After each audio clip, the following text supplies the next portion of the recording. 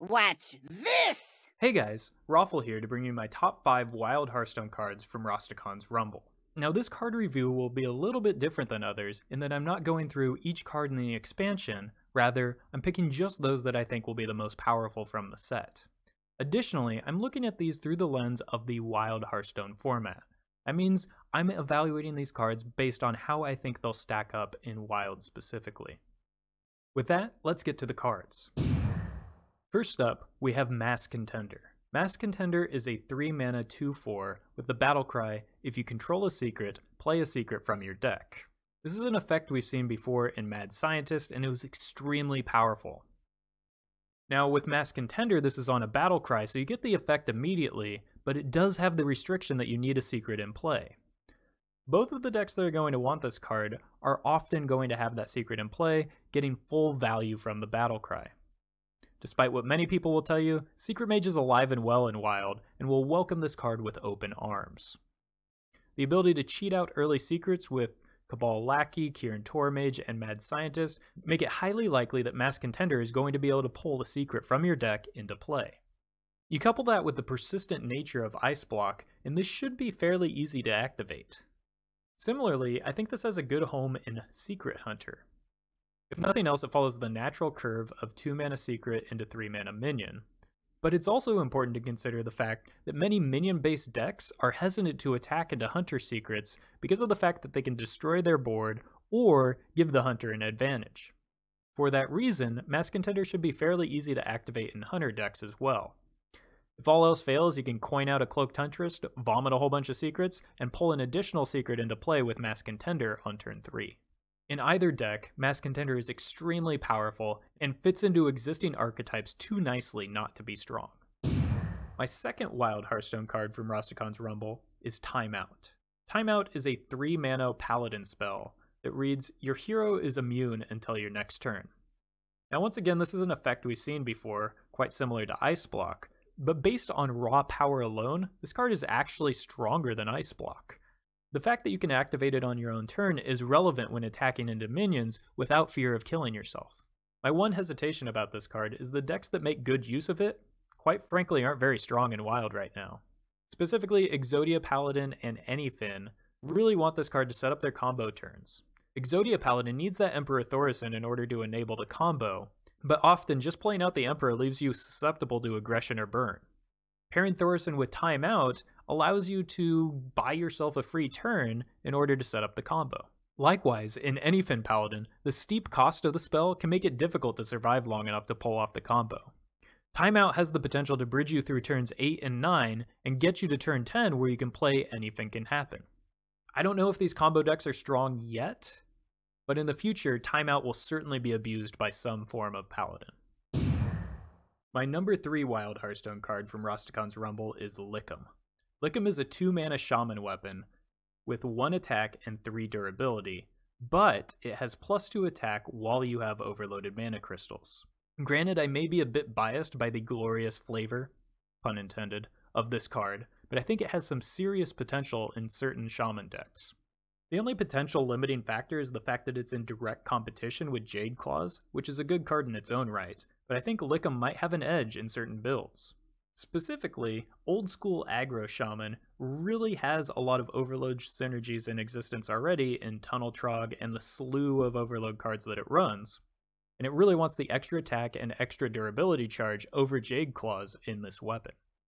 Likewise, there may be a build of Even Shaman that leads more towards the overload synergies. You start throwing Zap and Thunderhead into the mix, and you can really start overloading mana crystals and making sure you have the extra attack for Lickum, while not getting too much of a downside from it. Admittedly, I'm not sure that these are going to be better than just your standard Even Shaman lists, but if there's one thing we've learned about Even Shaman, it's that you can run bad cards and still accumulate a lot of wins. The deck that I'm most excited to try this in is a heavy overload deck centered around summoning cheap Snow Fury Giants. This deck runs massive overload cards like Elemental Destruction and Reign of Toads in order to ensure that Lickum is always active. You bring Zentimo into the mix, and not only can you decimate an opposing board with Crushing Hand, but you can also get massive value from Ancestral Spirit and Spellstones on your own minions. Either way, Lickum is an incredibly powerful card and will certainly find a home in certain Shaman decks. My number 4 Wild Hearthstone card from Rastakhan's Rumble is Sharkfin Fan.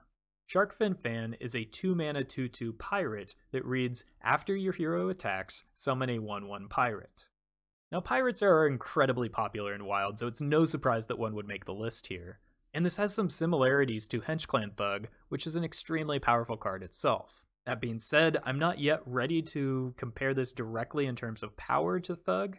I think it has a similar snowballing potential and has some interesting synergy with Ship's Cannon. An obvious starting point for this card is Pirate Warrior. After the nerf to Fiery War Axe, the 2-mana slot was exposed as a pretty large weakness for the deck. I think Sharkfin Fan can help shore up that weakness, while offering another snowballing minion that plays nice with both Ship's Cannon and Southsea Captain. That being said, I think we do need to start adjusting our builds if Sharkfin Fan is as strong as I think it is. Many current builds are already favoring Henchclan Thug over Frothing Berserker, so it makes sense to shift our focus towards early game weapons, possibly 2 copies of Cursed Blade, and a heavier emphasis on N'Zoth's First Mate openers in order to enable Sharkfin Fan and Henchclan Thug. Outside of Warrior, I think a lot of weapon-based decks will find room for Sharkfin Fan. Notably, Rogue has some options in both an even Pirate Warrior that takes advantage of the 1-mana hero power to ensure that you're always attacking turn after turn and generating additional pirates, in combination with some of the other pirates that have weapon-based synergies. Beyond that, I think just a straight aggro pirate rogue can work as well. You start bringing some of the odd cost pirates into the mix, such as Southsea Deckhand and Buccaneer, and you can really pile on a lot of aggression, especially with Cold Bloods available alongside Saps and Eviscerates. Regardless, I think Sharkfin Fan is a powerful card in a format that is welcoming to new pirates. My number 5 Wild Hearthstone card from Rastakhan's Rumble is Bloodclaw. Bloodclaw is a 1-mana paladin weapon with 2 attack and 2 durability. It does, however, have the battle cry of deal 5 damage to your hero. Now, I think this was designed with the intent to enable some sort of heal paladin, reminiscent of what we saw in Zoo Warlock, where the life reduction allows you to heal and play Happy Ghoul for free while ramping up your spellstones. I think there is certainly some potential for that deck, but I think it's actually the weakest option for this card specifically. The odd cost makes Bloodclaw accessible to Odd Paladin, a deck completely reliant on an early game board advantage. So much so that some decks are running Zombie Chow right now to wrestle that early advantage. Bloodclaw can fill a similar role without feeling quite as bad to top deck in the mid to late game. Critically, this card can make short work of troublesome minions such as Firefly and Mistress of Mixtures that would otherwise trade very well into your Silverhand recruits. Outside of Odd Paladin, I think Bloodclaw has the potential to work well in yet another pirate deck. In the past, we've already seen the explosive potential of Call to Arms into Ship's Cannon and Pirates, and we may be reliving that once Rastakhan's Rumble is released.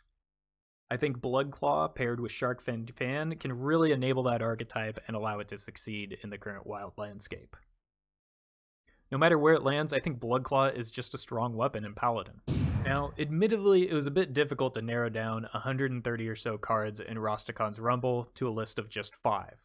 For that reason, I thought I'd make note of a few honorable mentions that are certainly going to be powerful, but didn't quite make the cut. First up, we have Zildjian.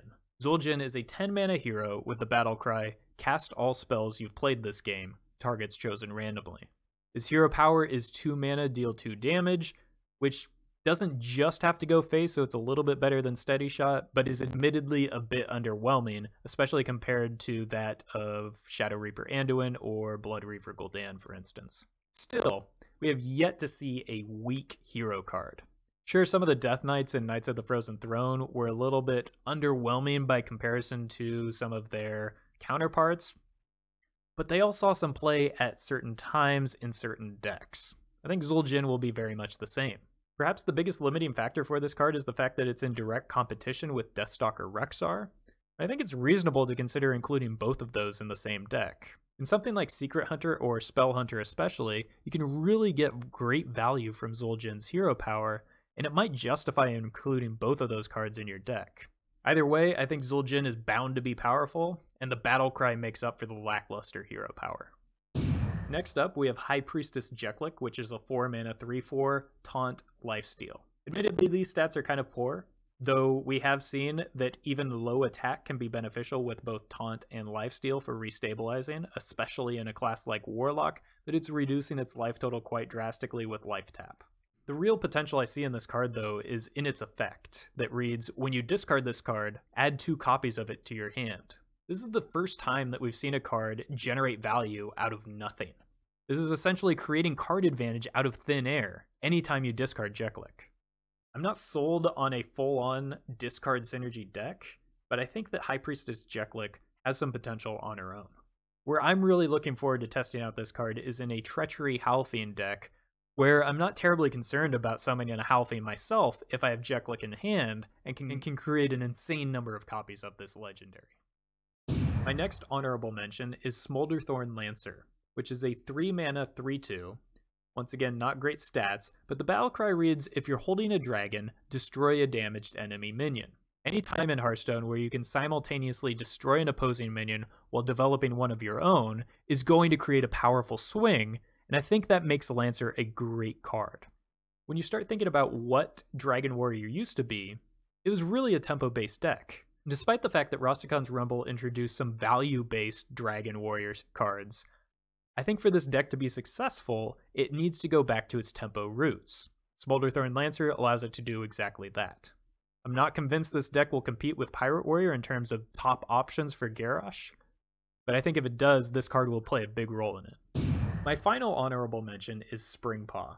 Springpaw is a 1-mana 1/1 beast with Rush, and it has the battle cry of add a 1/1 Lynx with Rush to your hand. The reason I think this card is bound to be strong is it shores up 2 of the biggest weaknesses of mid-range Hunter. First of all, the archetype's limited draw makes it run out of gas pretty quickly. The fact that this card replaces itself in hand is not completely irrelevant, even though it's only a lowly 1/1. The fact that it has Rush is also playing into this. Another issue mid-range Hunters have is getting behind on board. Giving minions Rush, as we've seen with Houndmaster Shaw, is incredibly powerful in Hunter because it allows for board swings that weren't previously possible. I think Springpaw will be much of the same. Even though it's only a 1/1, it can trade into Hunter's marked minions, or pick off damaged enemy minions that would otherwise trade up into yours. Well, those are my picks for the best Wild Hearthstone cards from Rastakhan's Rumble. I hope you enjoyed the video. If you did, make sure to hit that like button and subscribe for daily Wild Hearthstone highlights. If you think I missed any cards, make sure to leave those in the comments below. And if you'd like to see any of the decks that I've mentioned, you can follow the link in the description to get both the deck lists and codes once they become available. Thank you for watching, guys, and until next time, game better.